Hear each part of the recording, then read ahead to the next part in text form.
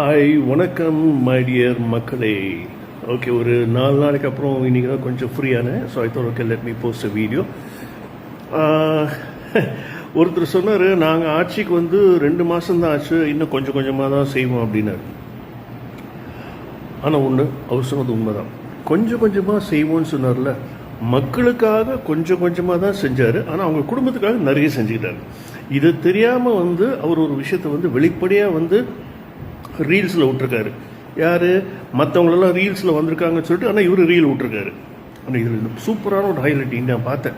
இந்த மேயர்னு ஒரு பொண்ணு இருக்குல்ல, ஆட்சியை நடத்த தெரியல, ஆட்சி எப்படி பண்ணணும்னு தெரியல, அப்படி இப்படி சொல்லி இப்போ இருக்கிற திராவிட அப்படின்னு ஆரம்பித்து அப்புறம் தான் ரியலைஸ் பண்ணிடுச்சு. அப்போ தான் போதை தெளிஞ்சிருக்கு, என்ன பேசுகிறோன்னு தெரியாமல். இதெல்லாம் பார்க்கும்போது ரொம்ப வேடிக்கையாக இருக்குது. கடந்த ஆட்சியில் வந்து பள்ளிக்கூட பசங்களுக்கு அவங்க ஸ்கூல் பேக்கில் வந்து அவங்கவுங்க மூஞ்சியை வந்து பிரிண்ட் பண்ணி கொடுத்தாங்க. ஏன் சொல்லுங்கள்? இல்லைன்னா ஜனங்க மறந்துடுவாங்க அந்த மூஞ்சியை. ஆனால் இன்றைக்கி சிஎம் விஜய் அதே பள்ளிக்கூட பசங்களுக்கு இலவசமாக பேக் கொடுத்துருக்காரு. யாரோட ஃபோட்டோவும் இல்லை, அவரோட ஃபோட்டோவும் இல்லை, வெறும் அரசாங்கத்தோட சிம்பிள் மட்டும்தான் இருக்கு. ஏன்? ஏன்னா எல்லாரோட மனசுலையும் சிஎம் முழுமையாக நிறைஞ்சு இருக்கார்.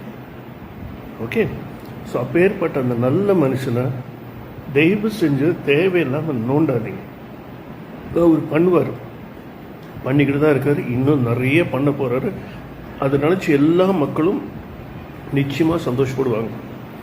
இல்லை, இன்னொரு முக்கியமான விஷயம் நான் இன்னைக்கு யோசித்தேன். டிவிகே வந்து தமிழக வெற்றி கழகம் மட்டும் கிடையாது. டிவிகேக்கு நான் இன்னொரு பேர் ஒன்று கண்டுபிடிச்சிருக்கேன். தமிழகமே வாழ்த்தும் ஒரு கழகம். How is it? Bye. இவங்க பேசுனதை பற்றி நீங்கள் என்ன நினைக்கிறீங்க அப்படிங்கிறத மறக்காமல் கமெண்ட்டில் சொல்லுங்கள். நன்றி.